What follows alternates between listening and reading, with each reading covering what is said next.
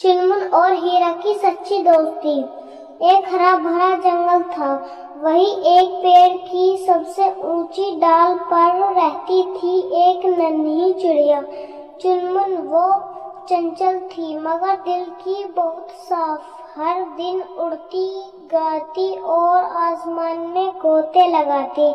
اسی جنگل کے کنارے ایک ہرن رہتا تھا، نام تھا ہیرا۔ وہ شانت تھا، سیدھا سادہ اور بہت محنتی۔ جنگل میں اس کی ایک ہی سب سے پیاری دوستی تھی، ہماری چنمن چڑیا۔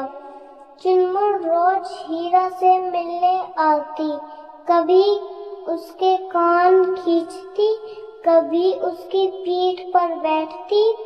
ہیرا مسکرا دیتا اور کہتا، تو بہت تنگ کرتی ہے چنمن۔ چنمن ہنستی اور کہتی، کیوں نہ کروں، تو سب سے اچھا دوست ہے میرا۔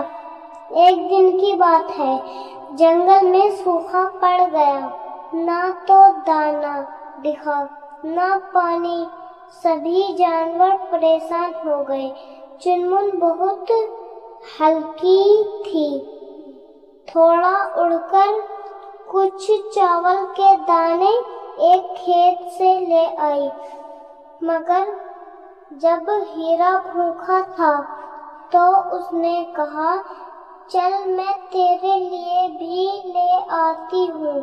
ہیرا بولا، نہیں چنمن، جو ہمارا نہیں اسے لینا صحیح نہیں، بھوکا رہ لوں گا پر کسی کا حق نہیں چھینوں گا۔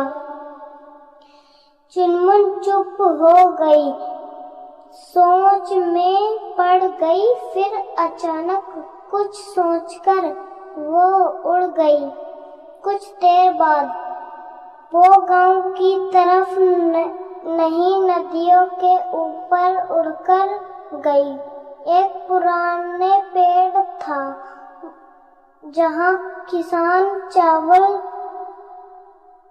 سکھاتے تھے، لیکن وہاں کچھ گرے ہوئے دانے زمین پر پڑے تھے جنہیں کوئی نہیں اٹھا رہا تھا۔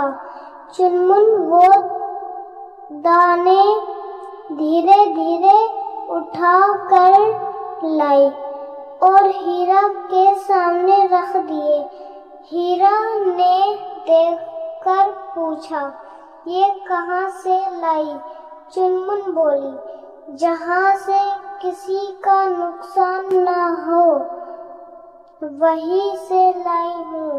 تو نے سکھایا نا، صحیح راستہ ہی سچا ہوتا ہے۔ ہیرا کی آنکھوں میں چمک آ گئی، اس نے کہا، تو میری سب سے پیاری دوست ہے اور اب سب سے سمجھدار بھی۔ انتم بات،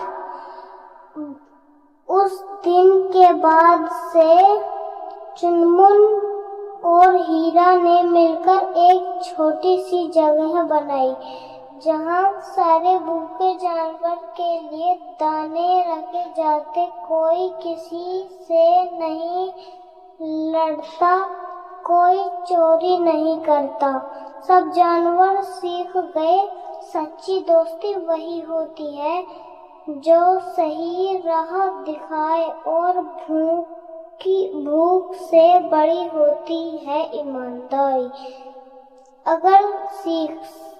اگر دل صاف ہو تو اور ارادہ سچا تو بنا کسی کا حق چھینے بھی پیٹ بھرا جا سکتا ہے۔ سچا دوست وہی ہوتا ہے جو بھٹکنے نہ دے۔